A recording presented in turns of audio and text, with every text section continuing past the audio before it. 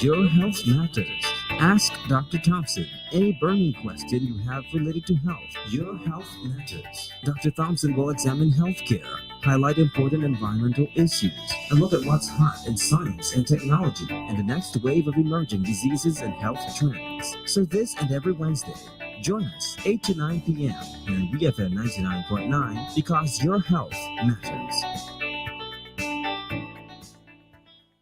People's Pharmacy for all your pharmaceutical, skin, and body care needs. Located on Grenville Street in Kingstown. They open 8 a.m. to 8 p.m. Monday to Saturday. Call them today at 784-456-1170. People's Pharmacy also stock vitamins and supplements, personal care items, toiletries, children and adult pampers, and much, much more. And of course, get your prescriptions filled by a friendly and professional pharmacist. People's Pharmacy. Come in today and let us serve you.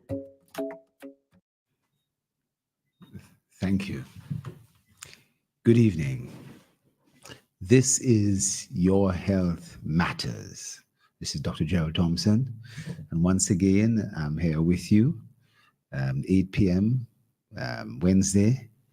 And we are talking about health, talking about the environment, we're talking about other science effect. Generally, I always talk more medicine. But about once in a quarter or so, once every 3 months, I like to shift to the environment.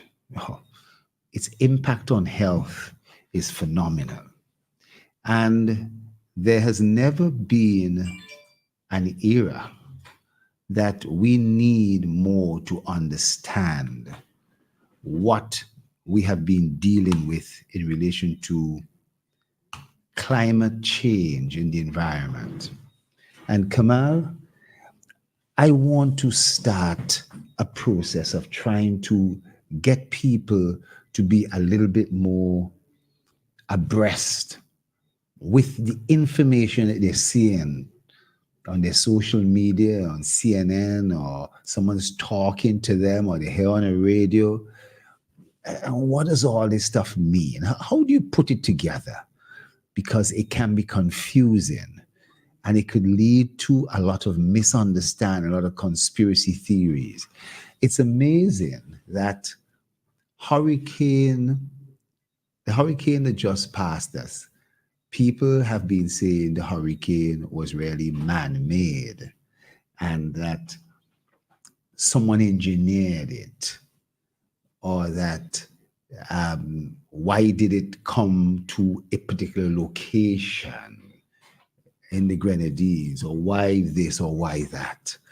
And sadly, whilst the vast majority of persons would dismiss these ideas, these thoughts, these suggestions, which I'm not going to go into and give life to them in any way, there are a few persons who will absorb them, who will think that that is the case. We go back to the time of COVID, and there's still people today who would feel that, well, a lot of the conspiracy theories behind COVID, the Bill Gates and all this kind of stuff were true.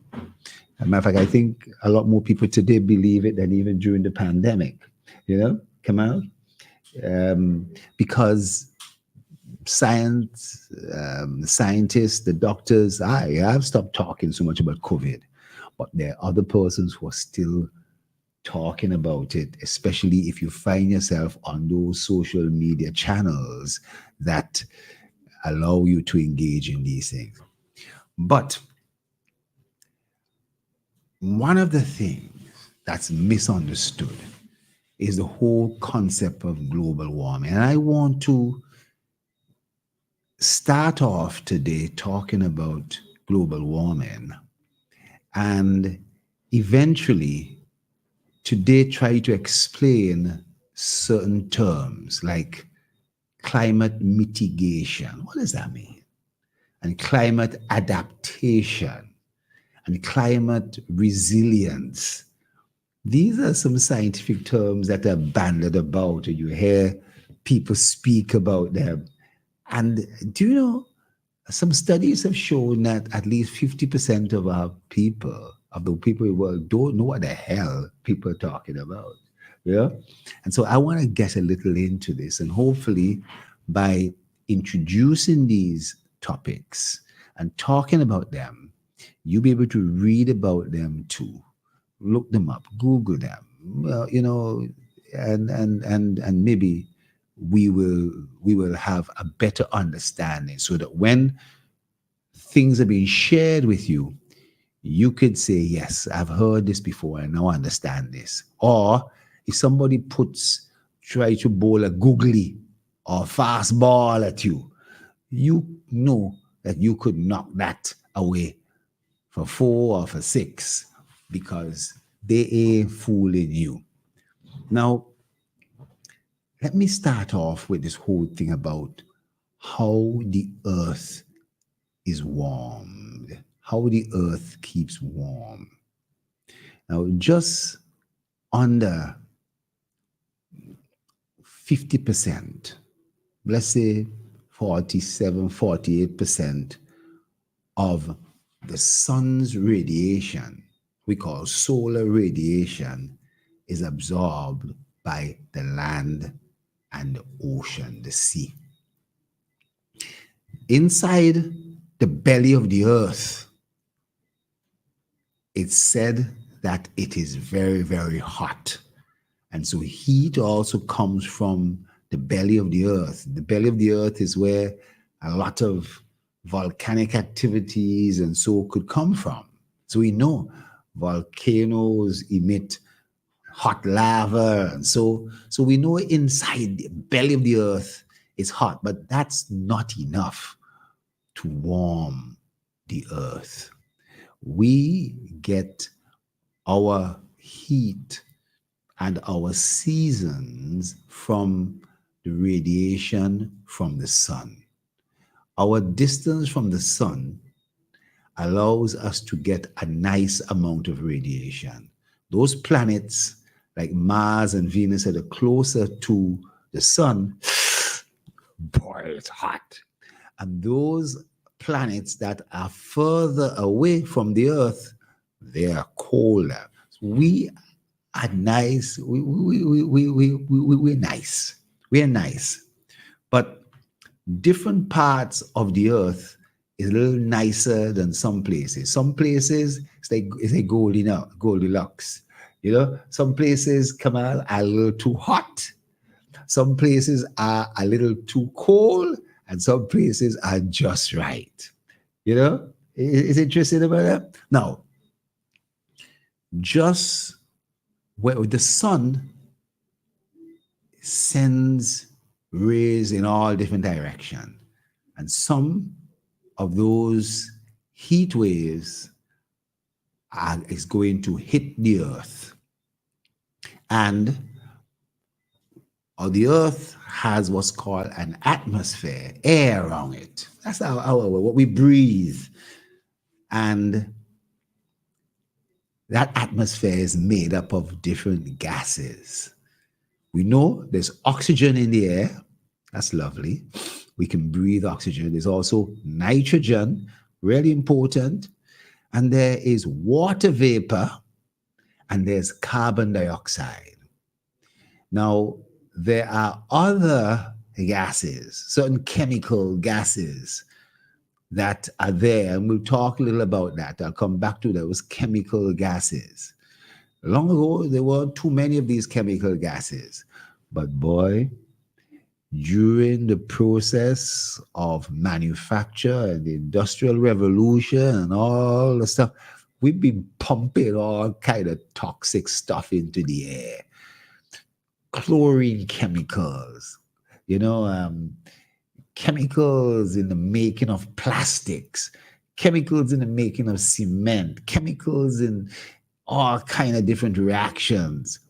And those chemicals are not just carbon dioxide, oxygen, nitrogen, and water. There are some complex chemicals that are not nice.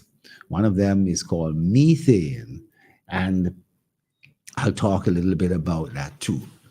But the important thing for us to know is that when all of the sun's radiation comes in and hits the earth, right? There's some interesting thing that happens. So 100% of the sun's radiation hitting the earth, then guess what? 30% of it is reflected back out. Some of it is just hits our atmosphere and bounces back out. Some of it is reflected by the clouds, so that if there's a lot of cloud cover, the sun doesn't get through as much and it bounces back out to space. And then some of the radiation hits the earth, and even that is reflected back out to space, some of it. But 47%, almost 50% of the sun's radiation, the heat, is actually absorbed by the land and by the oceans. Now, you should know that the oceans make up about 70% of the Earth's surface. Water, the oceans make up 70%.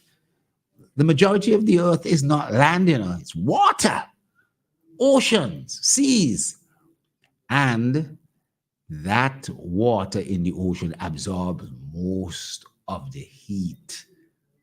And so, everyone I'm sure would have noticed, you go to the beach in the morning and water's a little cold. But you go to the beach at 3 o'clock in the afternoon. Come on, have you noticed that? And water is a little warmer. Have you noticed that? Yes, it's warmer because it's been heated up by the sun's radiation all day. Now, in the same way, if you're walking barefoot and you decide to walk on the pitch in the morning, is the pitch hot in the morning?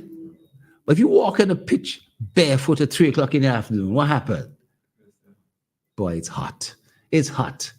I found that out when I first came back from England at the age of 14. And I was living at Mackey's Hill and I walked downtown bare feet. Believe that? And I walked up and I couldn't get back home because the pitch was too hot. Now, listen to this. In addition to 30% being reflected back out immediately and 47% hitting the earth, do you know that a certain amount of the earth, of the sun's heat, is also absorbed by the air in the atmosphere, by the water vapor, by the ozone layer, by the clouds, and by dust. Yes, dust. Whether it is Sahara dust or whether it's this dust or just dust in general, all these things also absorb some of the heat. So clouds can reflect the heat back out, but the clouds could also absorb some of the heat. And this is really important. So it's important for you to understand that this 48% of the sun's heat being absorbed, right, by land and by sea, and that also being absorbed by the air, that keeps certain parts of the world nice, a nice temperature. Now, let me go on to say that because the earth is round,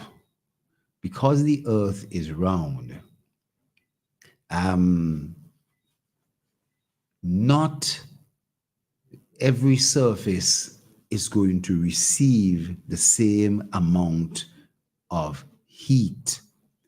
And to explain that, there is something called differential heating of the Earth's surface.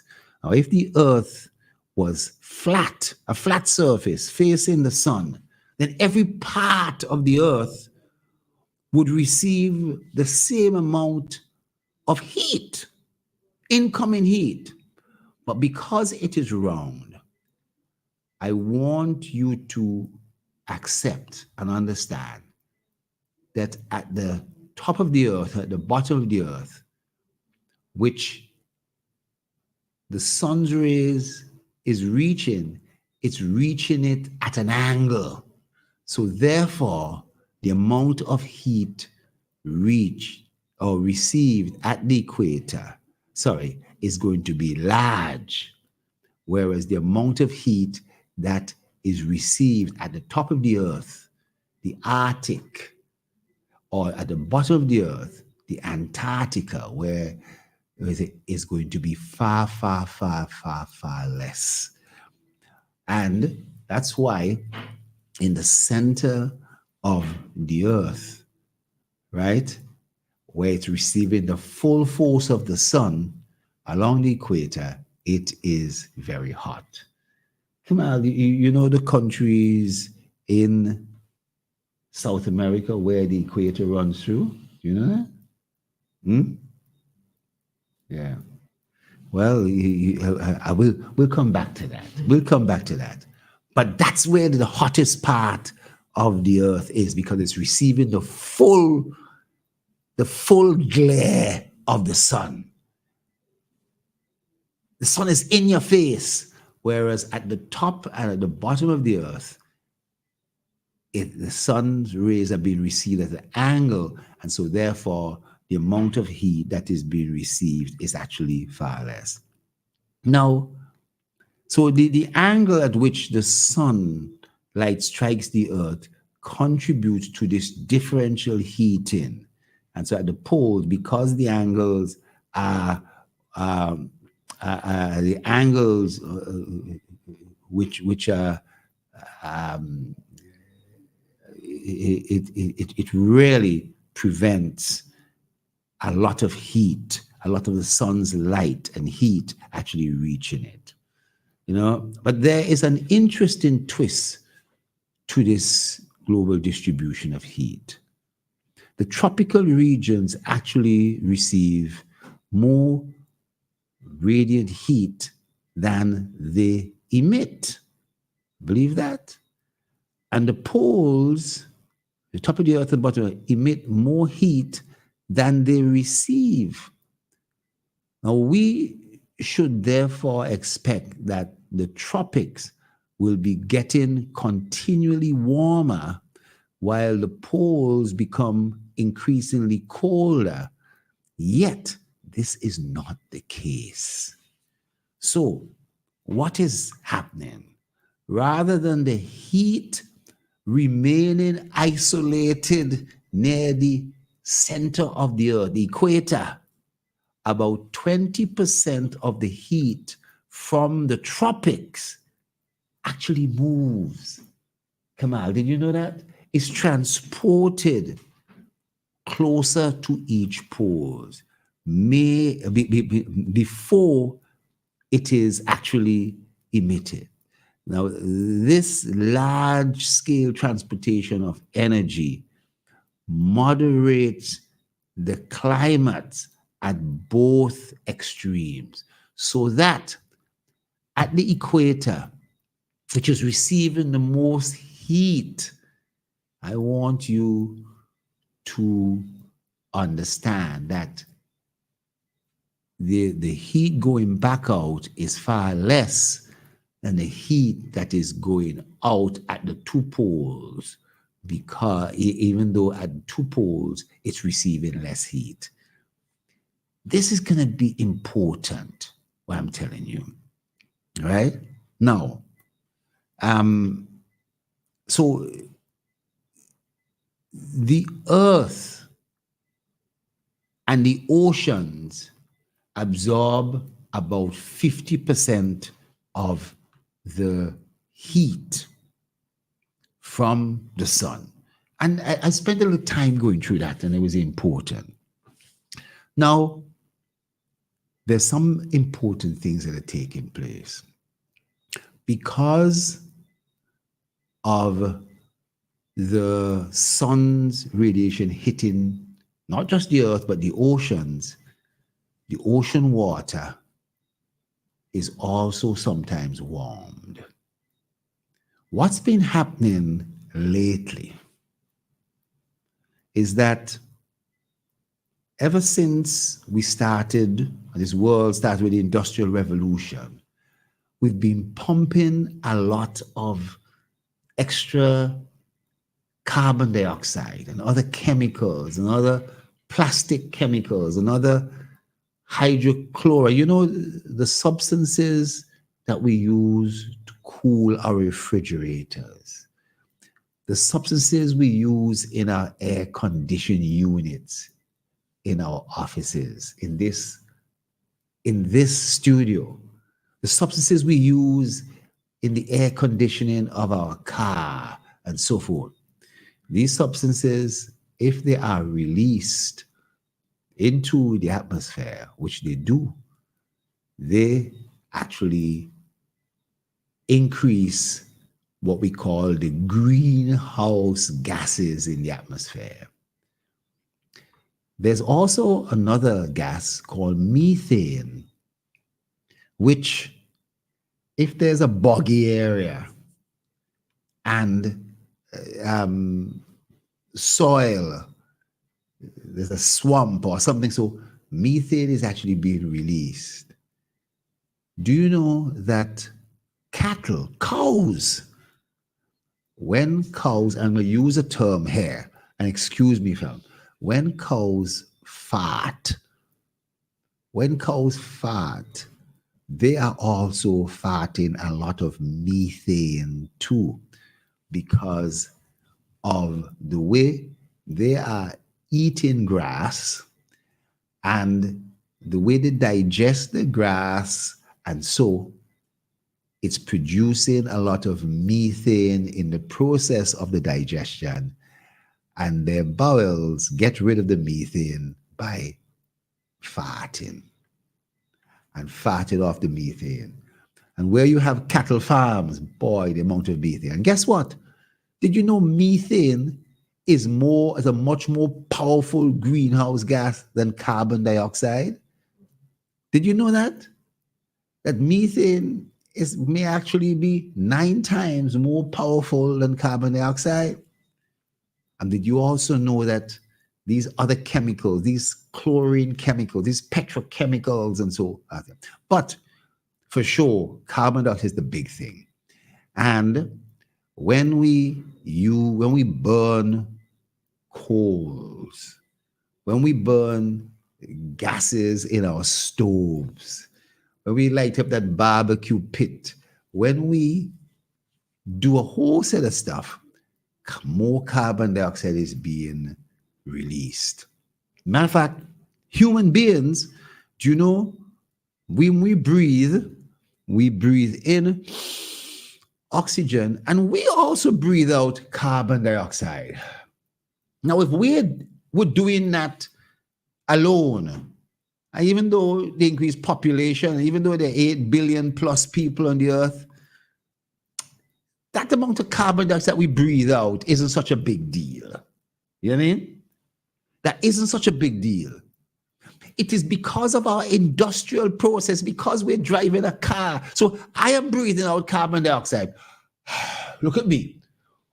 But to come down here, I drove a car that is putting out far more carbon dioxide than me breathing. You understand?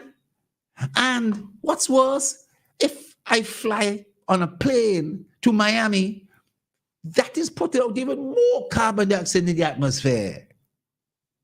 And then other vessels, boats, and if I go down to Beckway, Union Island, the boat goes down there, that is also a backhoe, an excavator, all of them put out a whole ton of carbon dioxide because they are using diesel or gasoline or water that's being burnt in their engines and so. Now, luckily, we have a number of carbon sinks. We're lucky that the plants we grow, the trees around us, They absorb carbon dioxide. The reason why trees grow, the reason why lettuce grow, the reason why celery grows, the reason why beetroot grows is because it's taking carbon dioxide from the atmosphere through its leaves and taking water from its roots. And guess what? It's making sugar inside the plant and growing. It's making other things too, you know, making proteins, making other things as well. But guess what? During that process, the plant leaves put out oxygen. Isn't that amazing? That's wonderful. It's something called photosynthesis. If you've heard about that, I'm sure you have. The plants take in carbon dioxide and water from their roots, carbon dioxide from their leaves, carbon dioxide, water from their roots, and it converts the carbon dioxide, the carbon in the carbon into sugar, and it takes some of the hydrogen and other things like that from the water and makes food, and makes other kind of things that we eat. But the important thing to remember is that, this is it, we are putting out carbon dioxide. So if everything is nice, we breathe out carbon dioxide, the plant take in carbon dioxide. We breathe in sugar, we breathe in oxygen, and the plants put out oxygen. Once again, we breathe out carbon dioxide. We breathe in oxygen. Breathe out carbon dioxide. We breathe in oxygen. Plants take in carbon dioxide and put out oxygen. That's nice. The problem comes that with industrialization, there is more carbon dioxide being produced, more other chemicals being produced, and it's causing a problem. There's so much carbon dioxide rising now than before that, well, we can still breathe. We're all right. We still getting the oxygen, but the forest can't do enough to absorb the carbon dioxide. Some of the carbon dioxide is being absorbed by the oceans, but the oceans could only absorb so much. So let's take a little break and I'll come back and I'll talk to you about a few other important things. People's Pharmacy, for all your pharmaceutical, skin and body care needs. Located on Grenville Street in Kingstown. They open 8 a.m. to 8 p.m. Monday to Saturday. Call them today at 784-456-1170. People's Pharmacy also stock vitamins and supplements, personal care items, toiletries, children and adult pampers, and much, much more. And of course, get your prescriptions filled by a friendly and professional pharmacist. People's Pharmacy. Come in today and let us serve you. Now, this is where we get into some important things. More recently, been happening for a long time, but more severe and more recent. We've been seeing heat waves, a phenomenon of global warming. Now, this global warming is not just happening in the atmosphere. Because of that excess greenhouse gases, remember I was telling you about 30% of the heat is reflected back out into outer space? Well, guess what's happening? Remember I told you clouds reflected back out? And I told you that clouds can absorb? Well, the heat that hits the ground in the ocean, some of it also wants to bounce back out to the atmosphere. But when it reaches the greenhouse gases, instead of being able to pass through the greenhouse gases and go back out to outer space, it's being reflected back down to the earth again a second time. A second time. And so this is causing a little bit more heat than normal. And it's making our atmosphere a little hotter. Now, you have to try to understand what a little hotter means. Just by our atmosphere being warmed by 1.5 degrees, it has profound effect. If the warming goes to 2 degrees, to 2.5 degrees, to 3 degrees, serious consequences. And let me explain. Let's say in the water, a marine life, marine organisms have a maximum and minimum temperature range within which they can live. During the summer, these marine organisms are already at the upper limit of their survival range. And in the winter or the things are all right for them, you know. However, when a marine heat wave occurs, or even a rise in temperature, it can be such serious consequences for certain marine life. Or some fish will say, fine, temperature rise 1.5 degrees, but some marine things can't handle that. Certain of the very small, tiny creatures can't handle that. The tiny creatures that small fish feed on, and big fish feed on the small fish. So if these tiny creatures can't handle it and die off, small fish die off, then big fish will die off because the small fish die off. What's worse is that in and around these tropical areas where it gets hot, the fish decide, you know what? We're sticking around. If you're out in the sun and it's getting real hot, what do? You go away, you move away, you go inside. Well, the fish swim north or they swim south. They swim closer to the poles. They swim out of the Caribbean. And a fisherman looking for fish may not be able to find fish if temperatures of the water continues. But this temperature of the water, it isn't that all the water is heating up at the same time. It's isolated, different pockets of the heat wave here. Heat waves sometimes occurs over certain areas. There are different terms for this. It's called heat blocking. And I don't want to get into these kind of things, but it's important for you to understand that there is a lot of heat in our oceans, in certain parts of the oceans, that are affecting marine life. But not just affecting marine life, they're also creating new weather conditions above in the atmosphere. Hurricanes.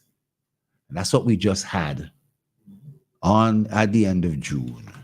A hurricane. Started early in June, first time seen in June, major hurricane, Category 5. Started in the south. And the big question is, what do we need to do? There are some terms you need to know. It's called climate mitigation, climate adaptation, and resilience. What's the difference? What's the difference between these? Now, mitigation of climate change means reducing the impact of climate change on our planet. That's what mitigation is. It involves our human interactions to reduce the concentration of these greenhouse gases. So climate mitigation is our efforts to reduce the impact of these greenhouse gases in the atmosphere. This is an essential step in helping to keep our temperature rise, because the temperature will rise. The temperature is already rising. The temperature has risen, but we got to try and keep it below a 1.5 degree centigrade increase. You know, we know we can't keep it at zero. We'd love to keep it at zero. We ain't gonna keep it at zero. But for sure, we can't allow it to go 2 degrees higher, 2.5 degrees higher, 3, 4. Man, we don't talk about 3, 4 higher. You can't survive on this planet with 3 degrees higher temperatures, much less 2 degrees. And guess what? There's a risk that we may hit 2 degrees in another decade or so. Come on, during your lifetime. You know what I mean? Now, what is climate mitigation in? It includes all actions which remove or reduce greenhouse gases emissions, including transitioning to low carbon sources of energy. We have been using too much fuel, too much diesel for our electricity generation, for our cars, for our cooking, all that. We have to transition to low carbon sources of energy. We have to start using emerging technologies to reduce carbon dioxide or to remove carbon dioxide from the atmosphere. And there's some interesting things that are happening which are actually able to reduce or remove carbon dioxide from the atmosphere. We have to protect our natural carbon sinks, such as the forest. We can't chop down the forest. Kamal, we cannot chop down the forest. Whether it's our forest or the Amazonian forest or the African forest or wherever forest is, we can't chop down the forest because the trees and the plants are breathing in the carbon dioxide. If we chop down the forest, there's no forest to breathe in the carbon dioxide, so the greenhouse gases go up. The oceans, we have to protect the oceans, which help to remove carbon dioxide and heat from the atmosphere too, you know? And we have to retain stored carbon in several areas. You know, up in the ice, do you know how much carbon dioxide and carbon is absorbed and trapped in the ice? Do you know how much? A lot of it. And guess what? You don't want the ice to melt. If the ice melts, the carbon dioxide is released. Then sea ice, permafrost, all this kind of thing. And then soil. Do you know when we till our soil? Now, agriculture is good. We till our soil, but there are new ways to till our soil. And we don't till up a whole set of soil. We till up the soil that's necessary to till. Because anytime you turn up the soil, guess what? Carbon is being released from the soil too. That may surprise you. And then we have to change our behavior to reduce our collective carbon footprint. Each of us. Do you know your carbon footprint? Let me say that again.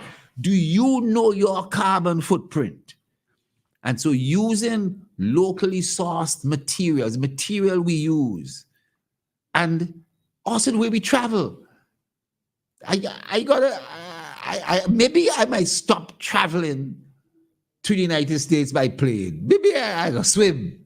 No, man, I'm joking. We may not be another means. But maybe if I travel from Kittels to Prospect, maybe I gotta use a different method. Maybe I shouldn't be using my gas thing. Maybe I could pedal about. Maybe I might get an electric car. You know? Maybe that's what's needed. And we haven't been pushing this. Now, what is climate adaptation? What is this? Now, adaptation to climate change means adjusting to the effects of the change on our planet. So let's say there are changes that are taking place. It involves understanding the adverse effects of climate change and taking actions to prepare for or adapt to and minimize those effects. It might also refer taking advantage of benefits arising from climate change. In short, it's adapting to the new normal, the new reality. And let me give some examples. Now, we live along our seacoast. Come on, you're a seacoast person or you're an inland person? You're an inland person, right? inland. But most of us live along the sea coast. And the sea, which is when a storm, you imagine all that's taking place out at the mangrove. Storm surges, the sea came right up into the middle of the mangrove. I've got pictures, you know. I could imagine in Union Island what the sea did to the mangrove, but we've seen it on the windward side, what it's been doing out at different places and eating away at our sea coast. So we have to cater for sea level rise, as we call it, and for the destruction of our coast, and put down barriers to prevent that. And a lot of that's happening along the windward coast. What happened in Layou was protection and other things like that. Now, we have to take action to protect buildings and infrastructure, right, from slow and rapid onset weather events. So the way we build, these days, you can't build a roof with 2x4 rafters. You may not even be used 2x6, you may have to use 2x8 rafters. But 2x6 may be okay, but certainly not 2x4. And the angle of your roof, it can't be that flat. And the thickness of the galvanized can't be no thin, flimsy galvanized, cheap galvanized. And sometimes that's all that's available for your pocket. But to be sure, we have to have guidelines to make sure that the way we construct has to be able to withstand. Is it necessary to have a concrete roof? Maybe, yes.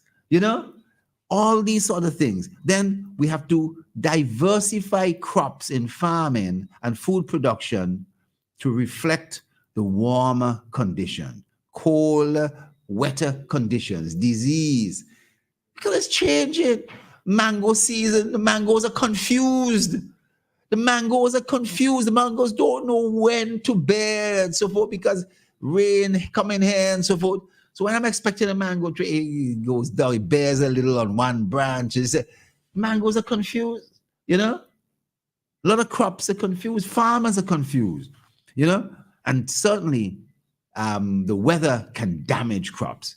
And behavior changes to adjust to the effects of climate change, such as reducing food waste. We have to look at that. But going back to the construction, it doesn't mean the houses. The way we construct our bridges, they have to be higher off the ground, right? So that the water that flows under them won't wash away the bridges.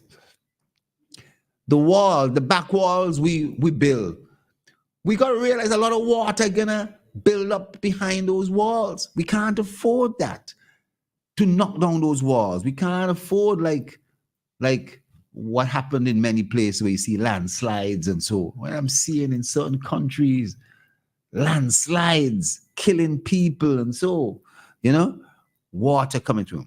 And then there's resilience. Resilience to climate change means preparing for, We have a call. Okay. All right. That was it. Hello. Hello, good night, John. This is Kwame speaking. Hey, Kwame. Serious subject matter today. Yeah, man. Climate change. Yes. But we have to discuss, to get our focus fake editing is to discuss the evolution of man, Before man used to Roman evolution, because there's certain basic biological function that man have to do. Yes. Eat, sleep, wake, Yes, yes. etc. And the harsh environment man be existing in. After Roman eating, we have to discover agriculture. Yes. You go grow food. Me just say agriculture is the father of science and technology. Yes, absolutely. Because when man discover that, you have to talk about tools. Stone, that is for tools, etc. And each evolution a man, science and technology, are doing acting to actually avoid the natural impact of the environment, the harsh environment that it finds itself in. Yeah. You know what I mean? Yes, yes. Son of Bonham, Rena Wetum, look idea come house, you know? Mm-hmm. Even a use donkey, ride donkey to go distance here and there. Yeah. He come up with art, he come up with each grade of technology bring about different attitude to production relation. I agree to an extent, yes. But it also involves a consciousness. Yeah, I do believe man could solve the problem of climate change. Yes. Because he didn't conscious. Well, you see, you're right to one extent. We talk about man as a broad entity, but in terms of certain businesses that are doing things for development, science, technology, and to make money, along the way, they found out that, boy, you know what? This is a good thing, but it's causing some harm to man. Yeah. It's causing some harm to man. And because we need these, because we need plastics, and because we need this, and because we need fuel and all that kind of stuff, we don't know now how to stop using these things. And the business of it, a person say, well, I'm not going to close down my oil refinery and all like that because that's how I make my profit. Let's continue using oil, you know? Let's continue using fuel. Listen, I agree with what you're saying. Yeah. There's the contradiction alive. Yeah. But the consciousness of man, yeah, where you had the voice of crying out, put the greed crying out, because the total man from evolution was not a way that some of the things he bringing into existence to make itself comfortable will have negative impact. Negative impact, exactly. But now you realize it, and here the question man has to ask yourself. Yeah. Is it production must be for profit or production for service? Well, it's for both, because if it's for service and there's no profit, but the point is, what you said is the consciousness, is the overall.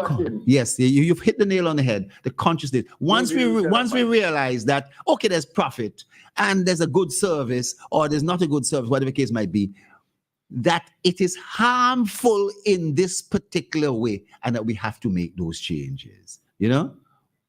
Yeah, but that's the honest way. But in the context of Western civilization, when they tell about Satan, the devil, and God, and Jesus, and like in my philosophy and to life, negative and positive. Okay? Yeah. Is that the battle Peter to say we grappling with in life? Yes. Because there's some people who may be conscious, boy. This means the production that we carry on to make profit, you know. The ordinary man come up with a solution that could solve the problem, you know. Yes. But if you are to value, the value is what will make you determine if you must follow the right rules and continue making profit, you know. Well, Kwame, you call at the end of the program. I think that this is the topic I want to generate. I want to thank you very much. You know, and we'll talk. Okay, thank you very much. Yeah, me brother. Aye. Okay, and you know, so as I finish up, I was talking about climate resilience. I'm not able to go into it, but you should know how climate mitigation, how climate adaptation, and climate resilience all fit together. And one of the reasons for differentiating between mitigation, adaptation, and resilience, you know, can be difficult. But as we go through what makes up the an example of mitigation? What makes up an example of adaptation? What makes up an example of resilience? You know, will help us in our own lives, will help us as a nation, will help us in relation to the world. And so with that, as we come to the end of the program, and it looks like I've got to come back again on this, climate change is real. And it is impacting on us. We're seeing global warming. We're seeing warming of the oceans. We're seeing marine life threat. We are under threat, physically, as well as in relation to food, agriculture, and all these other things. We have to engage in climate mitigation, adaptation, and build resilience. Ladies and gentlemen, I want to bid you a very pleasant good evening and good night. People's Pharmacy, for all your pharmaceutical, skin and body care needs. Located on Grenville Street in Kingstown. They open 8 a.m. to 8 p.m. Monday to Saturday. Call them today.